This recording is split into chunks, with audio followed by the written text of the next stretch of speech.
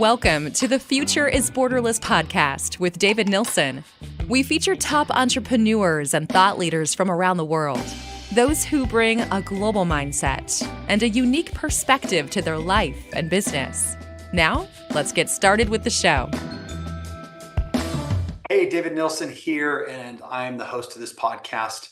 We try to connect with business leaders from around the world that have a borderless mindset and want to share their ideas, innovations, best practices, things that will help our listeners to power growth in their personal and professional lives. Now, this episode is brought to you by Doxa Talent, which helps companies to source full-time, highly skilled workers from all over the world. And this should enable companies to scale faster, increase margin, and improve culture. And if you want to learn how to grow your business with offshore talent, simply go to doxatalent.com.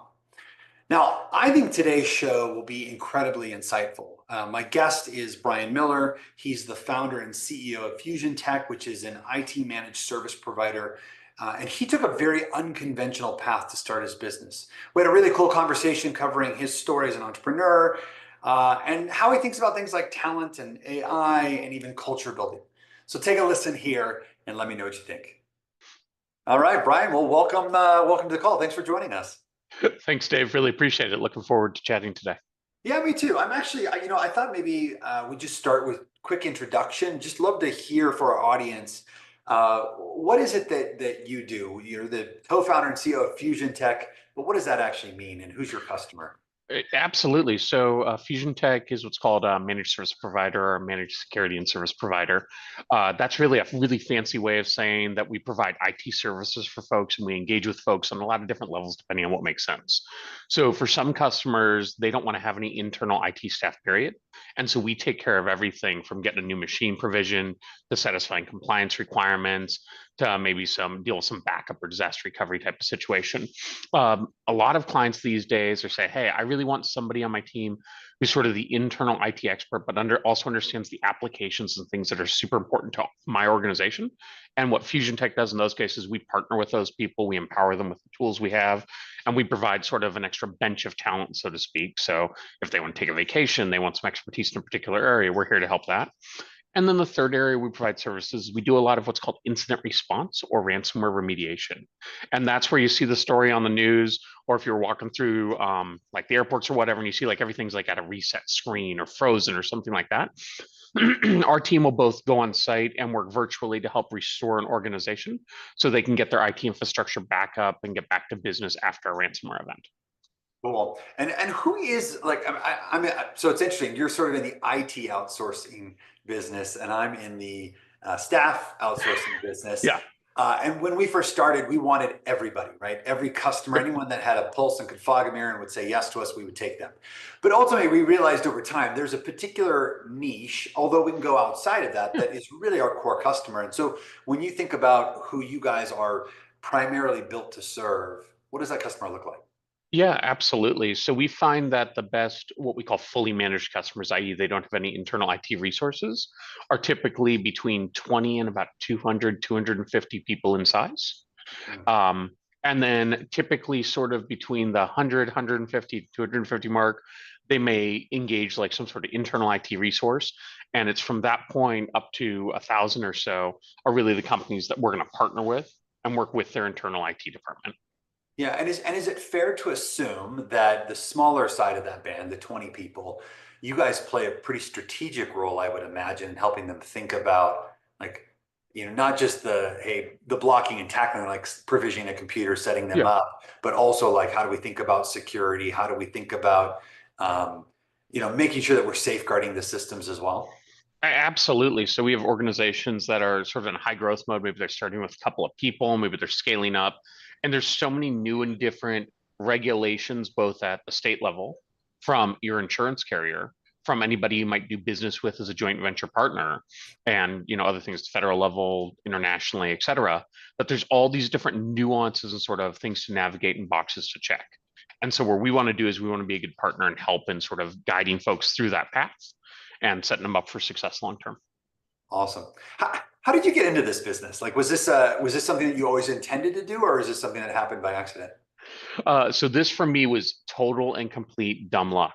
I literally started building computers in my parents' garage. not a question. And I was like, I knew a guy in the neighborhood who had me come do some computer work, like just after school. And it was that or go work at Home Depot or something, right? And so the computer thing was a little more interesting. And slowly just evolved that over time. And so I did that just on my own for a while and then slowly bootstrapped that. Then was like, oh, hey, there's more stuff than what I have. So I'll hire an employee and I had to learn like all the things about that part versus me doing the work. And then over time, scaled that up to where we are today with about 85 people on the team. Wow. So you literally started from just a hobby in your parents' garage Yep. to building FusionTek. And were there any stops in between? Like, did you have other like did you ever have jobs with other organizations, or did you just go straight in? Yeah, so because I ended up doing this obviously during high school, so I sort of had done it a little bit.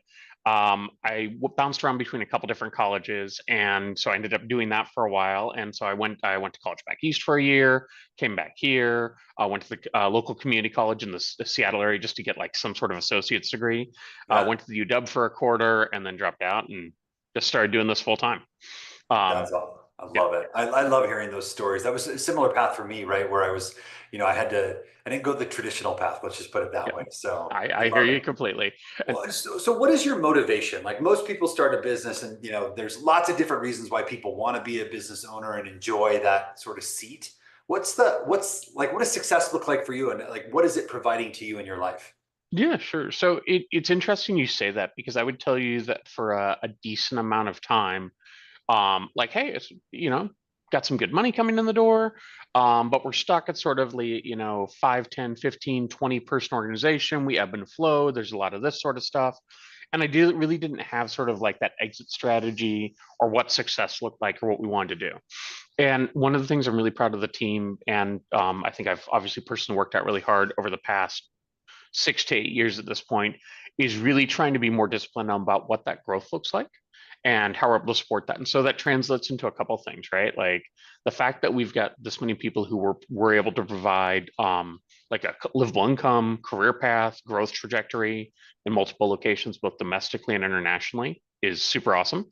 The second thing is, the technology side of me is like, I love to see how it works and it's impacted. Like, I don't need to personally reset a password the 27th time, but we've done work from like fishing plants up in Alaska to radio stations to big tunnel machines in the ground, like all sorts of unique and cool type of different projects and different ways in which IT is implemented. Yeah, that's pretty cool. So you're getting a chance to learn from your customers alongside the work that you guys are doing. Absolutely. Yeah. And I love the fact that you talked about sort of helping to provide opportunities to people both domestically and abroad as part of that journey. It's something I'm actually really passionate about as well. I think it's very, very cool. Um, Absolutely. going down that line, you said something a second ago, and I was actually going to ask you about this a little bit later, but I'll do it now. You said, you're proud of you and the team for evolving, right, and really sort of Yeah. keeping that growth mindset. Talk to me a little bit about some things that you've learned on your journey. I love that most entrepreneurs are lifelong learners, and most of them are aware of where they're strong and where they need help. And I'd Yeah, love to hear a little bit absolutely. about like what have you learned about yourself where you're really strong and where maybe having other people on the team is helpful. 100%. Well, what I would actually go back to is you and I happen to share a commonality of both being in EO. Yep. And one of the things that you actually mentioned years ago in passing, just sort of kicked around the back of my mind, was making sure there's a framework of some sort that works for folks and being able to use that across the board. And when we were sort of sitting trying to figure out, hey, why are we sort of stagnated or stuck at this place? One thing that became really apparent is we didn't have a really good, solid framework across the board. We might have had like a business plan, budget, like some basic sort of stuff, but not a really detailed roadmap. And there's a lot of different ones that work for different people. In this industry, we've found that the EOS framework works really Yeah. well. And so, we implemented that, and we've actually implemented it 3 times now. The first 2 times we implemented it, we did it ourselves because I was looking at it, I was like, geez, I don't want to pay anybody else there. That's some spendy coin. But in retrospect, I will tell you that we spent more time debating like how we're going to like store the numbers in SharePoint and like how we're going to track this thing than the actual like getting the thing done. And so the third time around, we engaged like a EOS facilitator who's been great and instrumental in sort of driving us forward. And part of it is sort of like, why do you hire a trainer if you're going to the gym? Sometimes you just need somebody to take attendance and hold you accountable versus the actual like nuances of how you're going to go into a push-up. Same sort of concept. Oh So man. Okay. So I want to just double click on a couple things you said there that I think are really good. So first of all, So we run on EOS as well. Hmm. Recently, I had one of our guests, Cesar Quintero, come on. He's one of the largest franchisees in that system. Who Okay. do you use for your EOS work? So we use a guy named Doug Hall. He Okay. is local in the Seattle area. He's actually worked with a bunch of EO folks. The ironic thing is his previous career, which I didn't realize till after we had partnered with him, was is specifically in the technology space, and he's actually worked for several other MSPs, outsourced IT companies, things like that. And so that additional insight was really valuable because, like, this business model is super goofy. And while it's one of these things that like just runs in the background a ton, there's so many nuance and different parts of it. It's not like, hey, I'm just like selling real estate, right? Or like own a construction company. We're going to demo things. And we're going to build a building, but there's like all these different components and layers and different ways we engage with our customers. And so that was really useful expertise that he had. Yeah, I think finding the right EOS coach is so critical. And you said Absolutely. when you were talking about like your first couple of installations were done ad hoc, we did the same thing. And actually, until we hired Caesar to come in and work Hmm. with us, I think we were running it improperly. And so, it's the same thing. I go to the gym and sometimes I'm like, "God, should I really have a trainer?" But then I realize I probably won't go if I don't have an appointment and an accountability buddy, and sometimes just somebody to mix it up a little bit, right? Like just Absolutely. tremendous value. So I couldn't agree more. What else? I mean, if you think about, you said you guys were sort of hovering around a certain Yeah, band, and now having 85 people. I mean, that's a pretty substantial size for organization. sure. So what really unlocked that for you? Was it just the EOS, or was there something else that sort of just you finally got Um, that was it? I think the EOS portion of it and that framework and consistency over it is like, I'm a big fan of the data component of it. I can make great decisions when we have the data and we know what's there.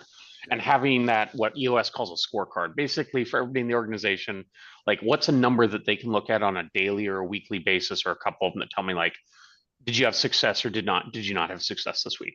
And by the forcing function of us doing that, cause more people to say like, okay, hey, what's the thing I need to do, right?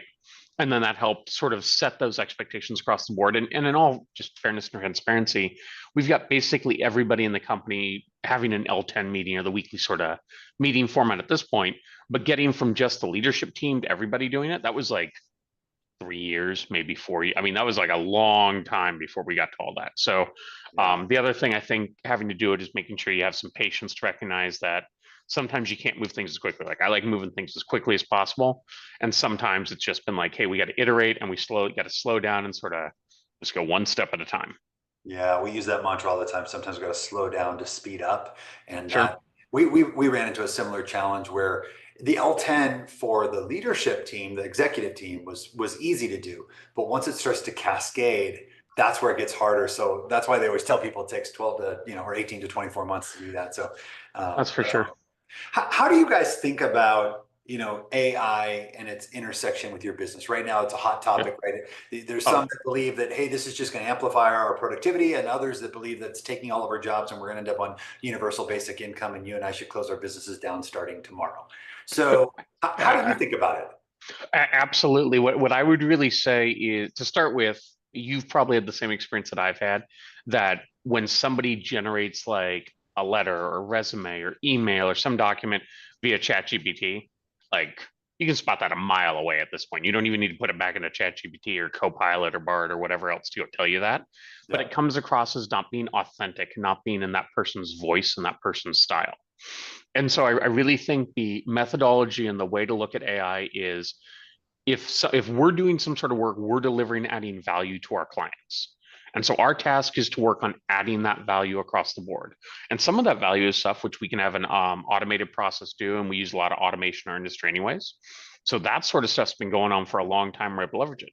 Other parts of it, we can use the automation to pull or surface more data to help us be more efficient. So the way that we really look at it is twofold.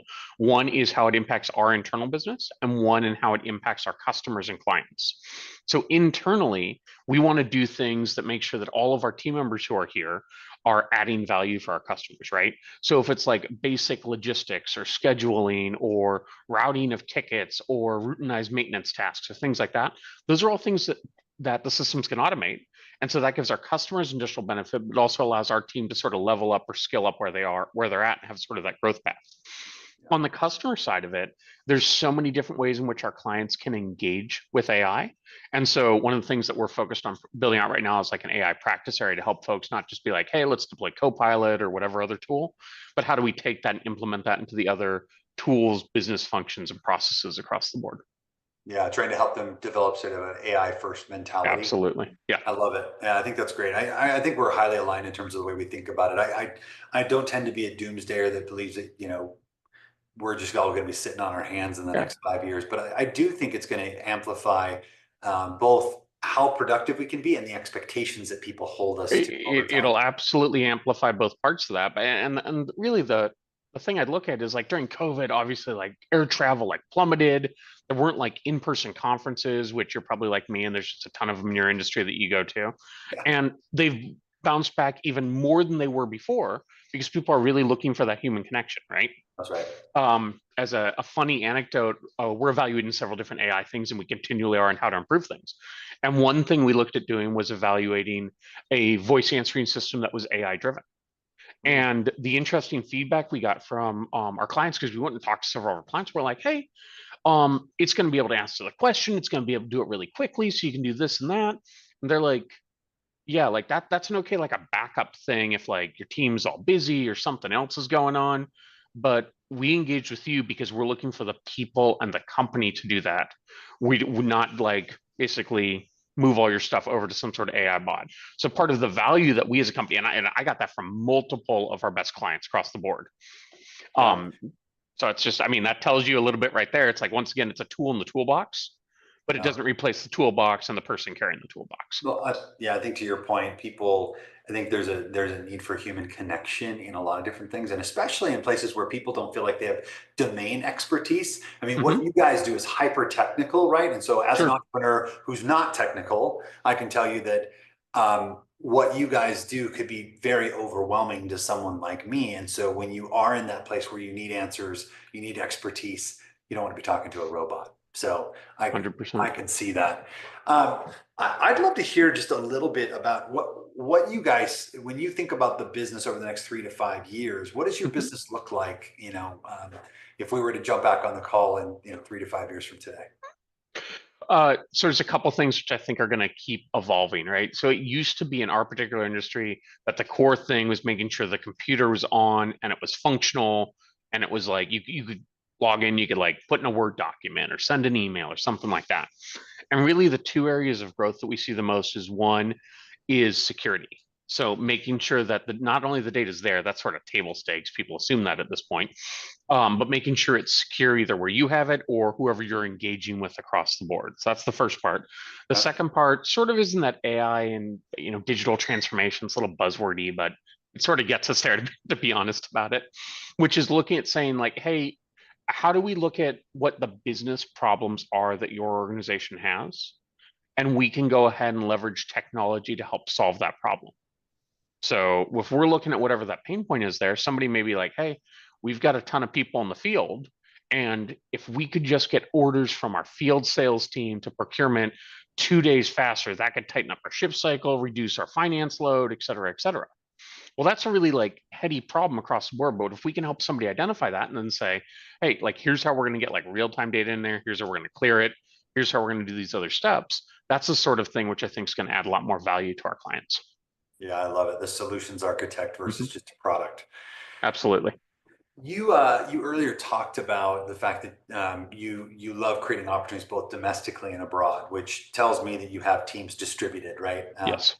Tell me a little bit about how you guys think about building culture in your business. I've got two companies, both are fully remote, so I'm a big Mhm. fan of that. But that comes with some unique challenges, and then you've got lots of people in the hybrid environment and some that are returned to office. So where do you guys sit in that, and how do you think about building culture? Absolutely. So I'll tell you a story, just take a step back. So pre-pandemic, we had, we were mostly in the 10 to 15 person range, but we were all in one office, right? So we could go have the happy hour, we could have the social event, we could do all that sort of stuff. You came into the office, you saw everybody every day, everything like that. During the depths of COVID, so to speak, I remember going to the office and like I'd be the only person there. And it was Yeah. like, at that point, like it was just like I wanted to get out of like my apartment condo, whatever. And so I was like, I need to go somewhere else. I need to do something. It was just sweet. Got this big office, and I'm the only person here. May as well sign for a UPS package or two, maybe go pick up the mail, do whatever work thing I need to do, and like just tumbleweeds rolling through. And what really became clear about that, and then after obviously things changed a lot after the pandemic ended, and we also grew a bunch in the same time period. And so what we really found worked well across the board and where we're at now is we encourage people and we set expectations for people to be in the office more so when they are newer in their career, where there is more direct collaboration and communication, which sets people up for success there. Yeah. As people grow in their career, we're okay with them working more remotely, or in several cases, 100% remotely. And going back to that EOS framework we talked about, we don't have like spyware tracking software on everybody's computer, but what we have is that L10 meeting and that scorecard. And so we can say like, hey, we're going to trust you to be delivering whatever you're doing, responsible for whatever tasks. And here's how that's going to roll up, or here's how we're going to measure it. So we're all on the same page. So that sort of sets everybody up for success. That being said, at this point, we've done 3 M&A acquisitions. So we've done 2 here in the greater Seattle area, and we've done 1 on the East Coast. So we've got people in several different markets. We're adding obviously some more people there. So we've got people spread out in offices domestically. We partner with you and the team with obviously a certain amount of people internationally as well. So we've got those. We do try and have in-person get-togethers either in our local office geos, and then once a year, ironically this weekend, we have an annual holiday party. We'll fly anybody in their +1 to Seattle. So we have a great event across the board. So I'm actually super excited. Like I'm in one of our offices today, and there's probably 20+ people here, and I haven't seen that in a while. So super looking forward to it. Yeah. So would you say then you guys are probably a remote first, meaning you allow that, but or are you a hybrid environment? I think hybrid would be better than remote first. And the reason I would say that is there absolutely still, because we are not like a software company, right? There's physical, tangible stuff that the team touches. If it's like laptops they're deploying, if it's somebody hires us to go install a bunch of access points, security cameras, like any of those sorts of things across the board. Yeah. So I would say that hybrid is a lot better definition, because so many things, either in the technical and service delivery realm, have an in-person component.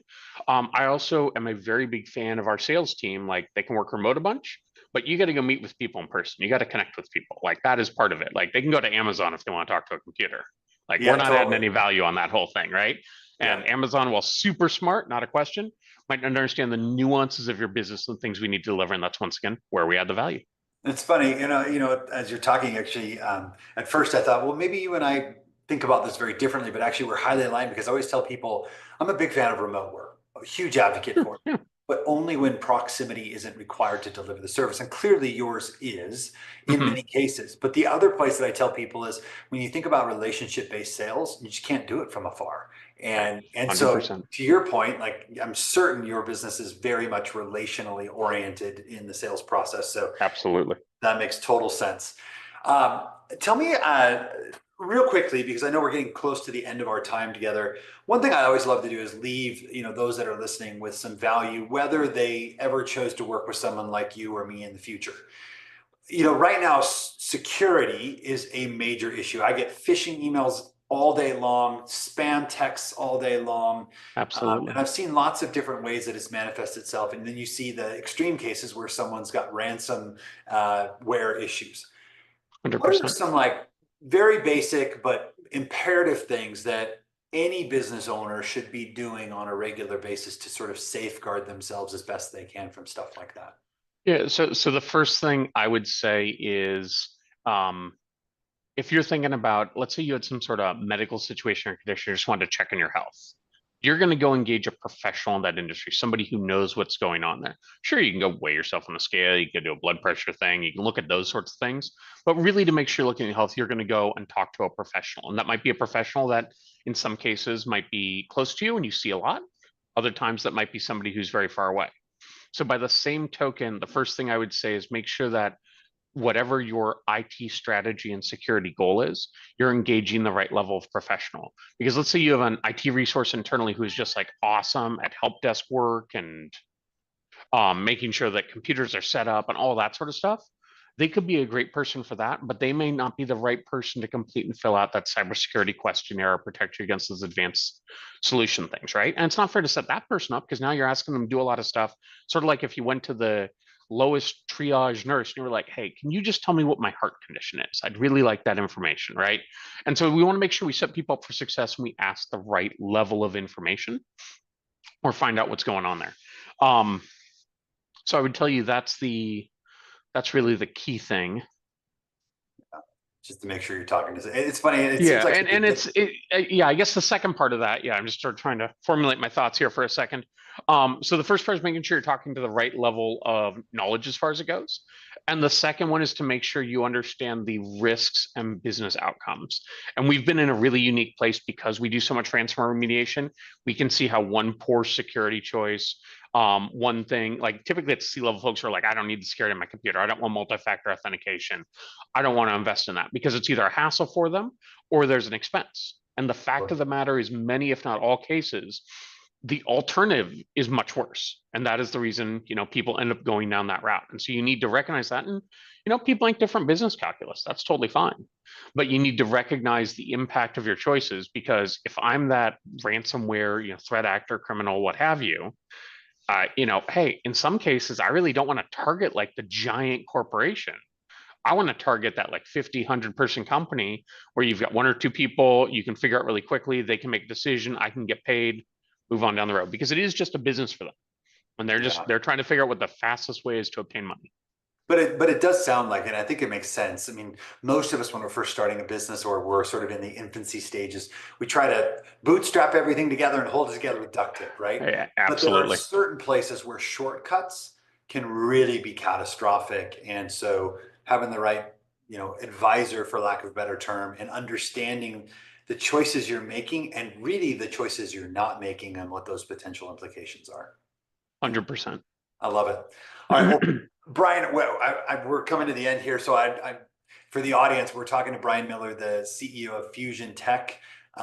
Brian, can you just share where people could get some more information on the business if they're interested? Absolutely. So easiest way is by going to our website, which is FusionTek, like Tango Echo Kilo, like most technology companies, we don't spell it correctly, .com. You can also engage with folks there. Myself and several team members are very active on LinkedIn as well, so you're welcome to ping us that way. And we are very big about the education aspect. So if you have questions or other stuff we can be answering, or a way we can give something back to folks, we're always here to do that. Yeah, and I would encourage that. I've had experience with your team, and they're all fantastic professionals. So we'll make sure to get the URL and even your LinkedIn profile into the show notes in case somebody wants to contact you. But thanks again for being on the call today. Absolutely. Thanks, Dave. Thank you for listening to the Future is Borderless podcast with David Nilsson. Be sure to click subscribe to future episodes so you can hear from more top entrepreneurs and thought leaders. And we'll see you again next time.